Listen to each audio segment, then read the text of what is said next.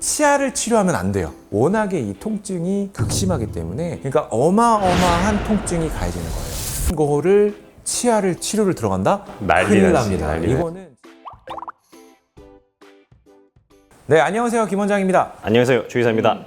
자, 오늘은 뭐 어떤 내용 하나요? 귀가 아플 때 어떨 때는 시리고 또 어떨 때는 아리고 뭐 통증이 다양하잖아요. 그래서 도대체 왜 이렇게 아픈지, 뭐 때문에 아픈지 좀 알고 아프자라는 주제로 그렇죠. 설명을 좀 해주시면 좋을 것 같아요. 네네네네. 치성 치통이랑 비치성 치통에 대해서 먼저 설명을 좀 드리는 게 좋을 것 같아요. 뭐냐면 치성 치통은 말 그대로 치아가 불편해서 통증이 나타나는 거예요. 그러니까 이런 통증은 저희가 어떻게 치료를 하냐면 치아를 치료하면 나아요. 근데 비치성 치통 같은 경우는 치아가 아픈 게 아닌데 다른 이유로 인해서 치아가 아프다라고 느끼는 통증이에요. 그러니까 얘는 치아를 치료하면 안 돼요. 치아를 치료한다고 해서 통증이 낫지 않기 때문에 비치성 치통은 다른 치료, 그러니까 예를 들어서 뭐 근육 문제다 하면 근육을 치료해야 되고 신경 문제다 하면 신경을 치료해야 되는 거니까 그 두 개를 잘 구분하는 게 치과 의사의 능력이에요. 비치성 치통인데 치성으로 알고 그냥 치아를 치료하는 경우가 있거든요. 그렇게 되면은 아픈 것도 안 나을 뿐더러 그때도 한번 말씀드렸지만 치아는 한번 깎아내면 끝이에요. 그러다 보니까 요거 두 개를 구분하는 게 치과 의사의 가장 주된 치료 계획 목표 중에 하나예요. 치성 치통 중에 종류 중에 하나가 상아질 과민증. 상아질 과민증이라는 게 뭐냐면 저희가 치아 실이라고 하잖아요. 요게 이제 거기에 포함이 되는 거예요. 치아는 가장 겉면, 그러니까 가장 바깥층에 에나멜이라는 범랑질이라는 층이 있는데 그 안쪽에 상아질이라는 층이 있어요. 근데 요 상아질이라는 층에는 신경과 연결된 상하세관이라고 덴티널 튜뷸이라고 하는데 이런 관들이 수없이 많거든요. 여기서 시린 걸 느끼는 거예요. 그러다 보니까 잇몸이 퇴축되거나 아니면 에나멜 제일 겉에 층이 파이거나 하면서 상아질이 노출됐을 때에는 요게 시린 걸로 느껴질 수 있어요. 이런 경우에는 저희가 치료를 어떻게 하냐? 그 이사님이 예전에도 말씀해 주셨듯이 시리니 치약을 쓴다거나 아니면은 치아가 과민증을 유발했을 때 저희가 또 뭐 쓴다고 했죠? 불소. 그렇죠. 서당계 3년이면은 풍어를 넣는다고 불소. 그러니까 불소나 이런 걸 통해서 과민증을 좀 낮춰줄 수 있어요. 그리고 치아에서 쓰는 지각감이 처치하는 제품들이 또 있거든요. 그걸 발라드리기도 하고 치아가 많이 파여가지고 시릴 때에는 물리적으로 치아를 레진이나 보온되는 재료로 떼워주기도 합니다. 그래서 이렇게 치료를 할 수가 있죠. 그러면은 우리가 이제 신경 치료를 해야 된다고 알고 있는 그 치수염. 그쵸. 치수염은 어떤 거예요? 치성 치통 중에 또 이제 치수염이라는 게 있는데 요게 이제 무서워요. 급성 치수염이라고 하는 경우도 있는데 요게 이제 보통 사람을 미치게 하죠. 급성? 급성으로. 그러니까 요거는 뭐냐면 신경 쪽에 문제가 생겨서 치아 안에 보면은 신경이랑 혈관이 들어가 있는 치수라는 부분이 존재합니다. 가장 가운데에. 근데 여기에 염증이 생기거나 문제가 생기게 되면은 안쪽으로 압이 걸리게 돼요. 압력이 걸리게 돼요. 근데 치아는 말 그대로 굉장히 경조직, 단단한 구조거든요. 그러다 보니까 이 압이 풀어질 만한 공간이 없어요. 그러니까 어마어마한 통증이 가해지는 거예요. 그래서 보통 치통 때문에 내가 잠도 못 자고 막 미칠 것 같다 하는 거는 보통 치수염이에요. 그래서 이 치수염 같은 경우에는 간단하게 구분을 하게 되면은 가역적 치수염이 있고 비가역적 치수염이 있는데 가역적 치수염은 문제되는 상황을 해결해 주면은 치수염이 없어지는 경우, 비가역적 치수염 같은 경우는 이제 어쩔 수 없이 신경치료를 가는 거예요.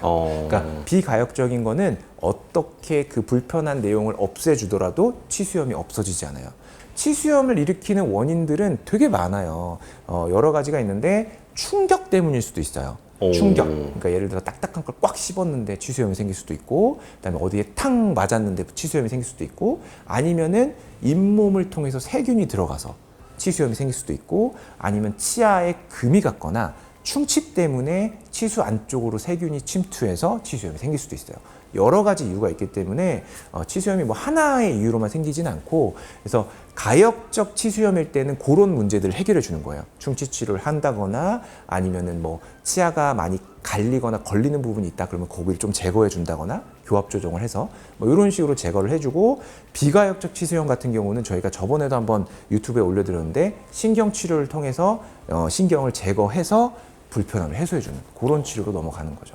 치수염일 때는 압력이 엄청 생긴다고 그렇죠, 했잖아요. 그렇죠, 그렇죠. 그럼 비행기 타면 어떻게 돼요?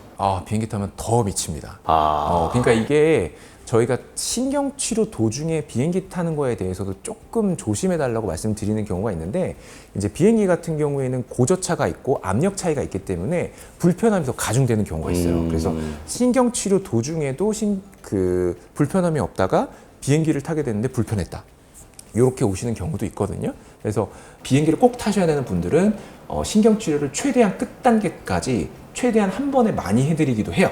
왜냐면 이제 비행기를 타기 전에 치수 제거를 완벽히 해드려야지 불편함이 없다 보니까, 그래서 그런 게 있을 수도 있어요.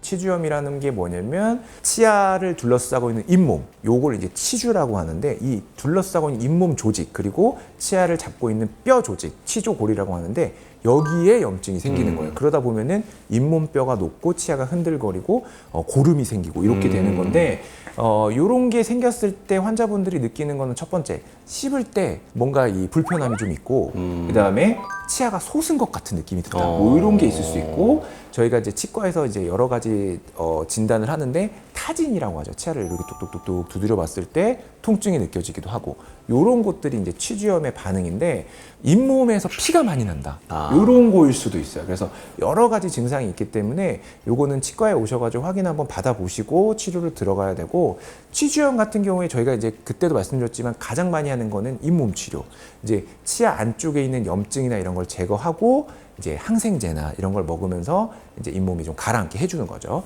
치주염도 결국에는 입안에 있는 세균 때문에 생기는 거다 보니까 항생제를 먹거나 안에 있는 염증 조직을 제거하는 게 가장 중요해요. 그리고 내부에 고름이 차는 경우도 있거든요. 그러면은 이것도 마찬가지예요. 고름이 찼는데 이게 안 터지고 계속 압이 차게 되면은 치수염처럼 되게 아플 수 있어요.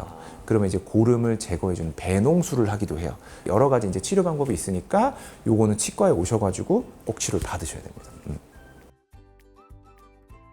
그러면 금이간 치아들은 어떨까요?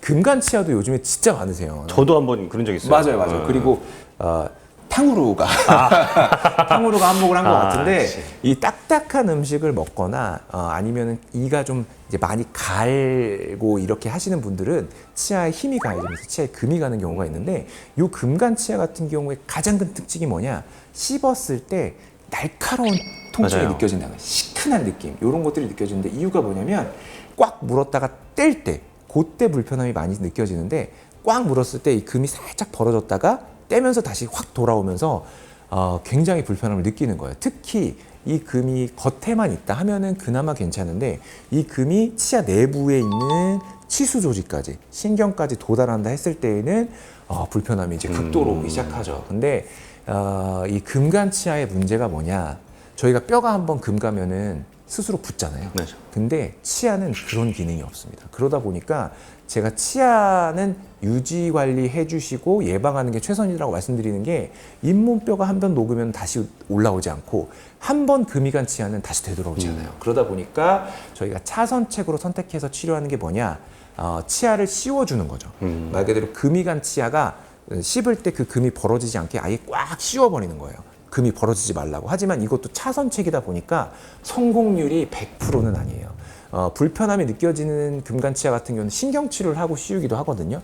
그래도 불편함이 있는 경우도 있어요. 그러니까 저희도 이제 금간치아 치료하면서 항상 환자분들한테 설명드리는 게 뭐냐, 성공률이 100%가 아니라고 설명을 드리는데, 이유가 뭐냐면 금간 뼈처럼 스스로 붙는 작용이 없다 보니까 이게 100% 온전한 치료는 아니에요. 그래서 말씀을 드리는 거고, 금간 치아 같은 경우에는 이제 버티컬 프랙처라고 해서 아주 뿌리 끝까지 쫙 금간 경우도 있거든요. 요거는 치과에서도 손 쓸 도리가 없습니다. 발치하시고 임플란트로 넘어가야 되는 경우도 있다 보니까 이런 거는 치과에서 꼭 상의해 보시고 상담해 보시고 치료를 하셨으면 좋겠어요.